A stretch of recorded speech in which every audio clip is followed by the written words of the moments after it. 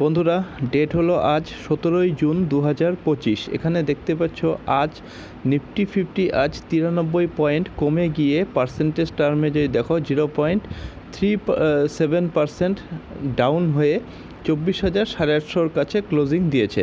আজকে এই যে নিফটি যে ডাউন করেছে, নিফটিতে যে এই যে ডাউনফল হয়েছে এর পেছনে কিন্তু সেরকম কোনো কারণ নেই। শুধুমাত্র একটি কারণ রয়েছে, যেটা আমি গতকালের ভিডিওতে আলোচনা করেছিলাম, যে এই যে পয়েন্টে রয়েছে এখানে দুটো রেজিস্ট্যান্স পয়েন্ট রয়েছে। একটা হচ্ছে এই ট্রেন্ড লাইনের রেজিস্ট্যান্স এবং অপরটি হচ্ছে 25,000-এর পিএসওয়াই লেভেল। তো এই লেভেলটার উপরে যদি সাস্টেন করতো 25,000-এর উপরে, তবেই নিফটি ফার্দার এই র্যালিকে কন্টিনিউ করতে পারতো।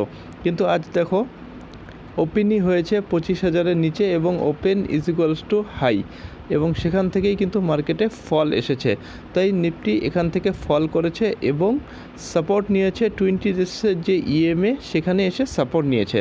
তাই আগামীকাল নিফটির যেটা ফার্স্ট কাজ হবে, যদি 20 ডেজের ইএমএকে ব্রেক করতে পারে এবং নিচে নেমে আসে, তবে সেক্ষেত্রে অনেকটাই ডাউনফল দেখা দিতে পারে। তবে সেক্ষেত্রে 24,500 লেভেলটাও টাচ করতে পারে, তবে একদিনে নয়, দুদিনে 24,500 পর্যন্ত আসতে পারে। আর ওপরের দিকে যদি যায়, অবশ্যই ট্রেন্ড লাইনটাকে ব্রেক করতে হবে, তারপর 25,000 লেভেলের উপর সাস্টেন করতে হবে, তবে ফার্দার আপসাইড মুভমেন্ট দেখা যাবে। তো নিফটি এখন এই যে রেঞ্জটা রয়েছে 24,850 থেকে 25,000-এর যে জোন, এই জোনটাকে ব্রেক করা খুবই গুরুত্বপূর্ণ।